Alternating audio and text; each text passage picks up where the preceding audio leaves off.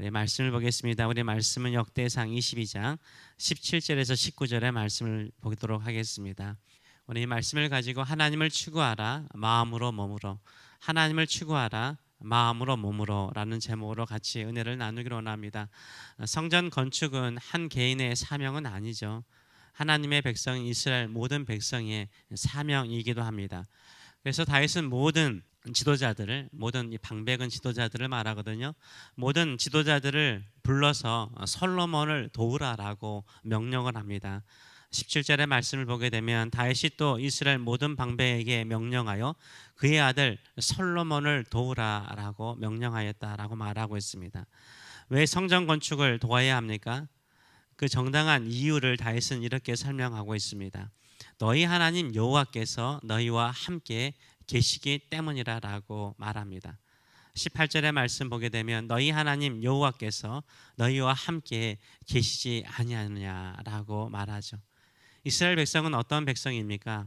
하나님께서 함께 하시는 백성이에요. 하나님께서 함께 하시는 백성은요, 하나님의 임재가 있는 성전을 지을 필요가 있다라고 말하죠.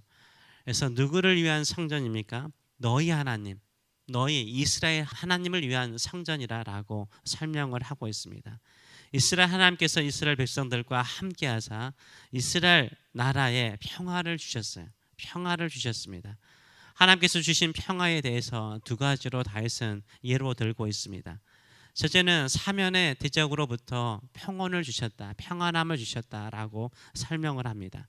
18절의 말씀을 보게 되면 너희 하나님 여호와께서 너희와 함께 계시지 아니하느냐, 사면으로 너희에게 평온함을 주지 아니하셨느냐라고 말해요. 사면이라는 것은 동서남북의 모든 이방 민족으로부터 승리케 하셨다는 거죠. 어느 주변의 민족도 이스라엘을 더 이상 공격할 수 없을 정도로 하나님께서 이기게 하셨다는 것을 말씀하고 있습니다. 또한 어디에 평안을 주셨다라고 말하고 있습니까? 약속의 땅 안에도 하나님께서 평화를 주셨다라고 말씀하세요. 18절 하반절을 보게 되면 이 땅 주민을 내 손에 넘기사 이 땅으로 여호와와 그의 백성 앞에서 복종하게 하셨다라고 설명을 하고 있습니다. 가나안 땅에 남아있는 가나안 원주민이 이스라엘 민족에게 완전히 복종하게 되었다라고 설명을 하고 있습니다. 완전히 이스라엘 민족의 땅이 되었다라고 설명을 하고 있어요. 누구에게 가나안 땅, 약속의 땅을 완전히 정복할 능력을 하나님께서 주시고 넘겨주셨다라고 말합니까? 다윗은 재미있는 표현을 쓰고 있어. 내게, 내 손에 넘기셨대요. 다윗의 시기에 가나안 땅에 정복되지 않는 땅을 다 정복했다는 거예요. 여러분도 알다시피 예루살렘은 마지막까지 정복되지 않는 땅이었어요. 그 땅을 하나님께서 정복하게 하신 거죠. 정복되지 않는 땅이 하나도 없을 정도로 다 정복됐다는 거예요. 이제는 이 약속의 땅 안에서 모든 사람들이 하나님의 말씀에 순종하고 이 땅이 하나님의 백성 앞에 복종할 때가 됐다라고 말하고 있습니다. 그러면서 다윗은 어떻게 설명을 하고 있습니까? 이렇게 하신 분이 누구냐는 거예요. 이렇게 사면에 평안함을 주시고 내적으로 모든 것이 깊이 뿌리내린 나무처럼 정착하게 만드신 분이 누구냐는 거죠. 너희 하나님 여호와, 우리 하나님 여호와, 우리를 구원하시고 여기에 우리를 심으신 하나님이라고 말하고 있습니다. 이 하나님이 우리와 함께 계시는데 이 하나님을 추구하고 이 하나님을 위해서 성전을 건축하는 것이 마땅하다라고 설명을 하고 있습니다. 그래서 19절은 이렇게 말하죠. 이제 너희는 마음과 뜻을 바쳐서 너희 하나님 여호와를 구하라. 그리고 일어나서 하나님의 성전을, 여호와 하나님의 성전을 건축하라. 여호와의 언약궤와 하나님의 성전의 기물을 가져다가 여호와의 이름을 위하여 건축한 성전에 드리게 하라 하였더라라고 말하고 있습니다. 마음과 뜻을 다해서 하나님을 구하라. 찾는다, 찾는 거잖아요. 하나님을 찾으라는 거, 하나님을 구하라는 거, 하나님을 추구하라, 하나님을 만나라라고 설명을 하고 있습니다. 그래서 마음과 뜻을 다해서 하나님을 만나는 거, 하나님을 추구하는 거, 하나님의 임재 속에 들어가는 거, 그러기 위해서 너희는 성전을 건축하라. 하나님의 거룩한 언약궤와 기물을 둘 수 있는 성전을 건축하라라고 말을 하고 있습니다. 의미가 있는 것이죠. 우리가 마음과 뜻을 다해서요, 하나님을 추구하는 것, 하나님을 만나고자 하는 이 내적인 것도 되게 중요하죠. 이 내적인 것으로만 충분하지 않는 거죠. 로마서에 나와 있는 것처럼 사람이 마음으로 믿어 의에 이르고요, 입으로 시인하여 구원에 이르는 것입니다. 마음으로 믿는 것으로만 충분하지 않는 거예요. 입으로 시인하는 게 필요하잖아요. 기도가 얼마나 중요한 것인가 마음속으로 알아요. 마음속으로 믿어요. 기도하면 된다라는 거 믿어요. 이것으로 충분하지 않는 거예요. 외적으로 어떻게 해야죠? 실질적으로 기도를 해야 되는 거예요. 두 가지의 밸런스가 필요합니다. 내적인 것과 외적인 것이 있어야 되는 거예요. 그 완성은 외적인 행동을 통해서 드러나게 되는 것입니다.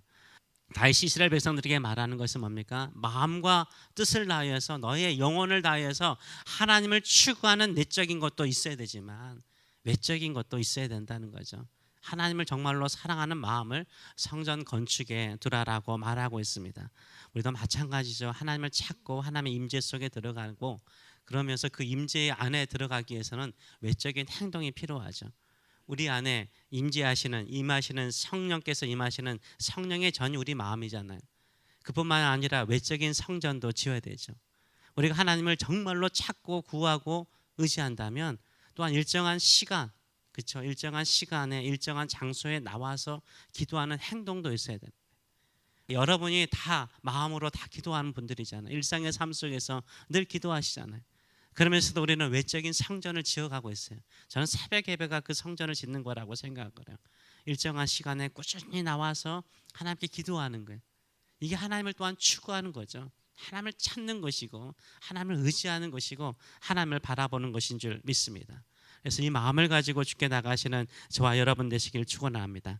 우리는 보이는 건물인 성전이 아니라 보이지 않는 하나님의 임재의 성전, 성령의 전이 되길 원합니다. 그러기 위해서 외적인 성전도 건축을 해야 되는 것이에요. 그것이 바로 일정한 시간에 나와서 기도하는 거죠. 이 안에 하나님의 임재가 있고 하나님의 영광이 임하는 자리가 되는 줄 믿습니다. 하나님의 만남이 있고 하나님께서 응답하시는 이곳이 되는 줄 믿습니다. 이런 믿음을 가지고 새벽을 깨우고 기도하시는 저와 여러분 되시기를 축원합니다. 하나님은 능력의 하나님이십니다. 전능하신 하나님이십니다. 하나님이 행하시는 일은 불가능함이 없습니다. 하나님의 때에 하나님의 영광을 드러내실 줄 믿습니다. 하나님의 영광이 임하는 그 믿음의 사람, 믿음의 가정을 이루시는 믿음의 교회를 이루어 나가시는 저와 여러분 되시길 축원합니다. 기도하겠습니다. 살아계신 하나님 아버지 은혜를 감사드립니다. 다윗은 무엇이 중요한지를 알았습니다. 그의 평생을 통해서 그가 깨닫고 알게 된 것은 무엇이었습니까? 하나님만이 이스라엘 민족을 복되게 하며 하나님만이 그의 아들 솔로몬과 그의 후손들을 복되게 하는 것을 알았습니다. 그러기에 이스라엘 모든 지도자들을 불러 모아서 마음과 뜻을 다하여 하나님을 찾으라. 너희의 하나님을 찾으라. 너희의 하나님께서 너희와 함께 하신다. 너희에게 평안함을 주시고 사면의 대적을 이기게 하셨다.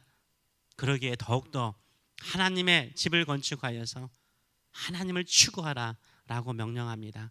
오늘도 우리가 받은 이 구원을 그저 마음으로만 믿고 사는 자 되기 원하지 않습니다. 새벽을 깨우며 기도하며 이곳을 아버지의 집, 기도하는 집으로 만들어 갑니다. 오늘도 이곳에 임재하여 주셔서 기도하는 곳에 함께 하실 뿐만 아니라 기도하는 사람 중에 주의 이름으로 응답하시는 그 능력을 경험하는 저들의 삶들 될 수 있도록 축복하여 주시옵소서. 감사드리며 예수님의 이름으로 기도하옵나이다. 아멘.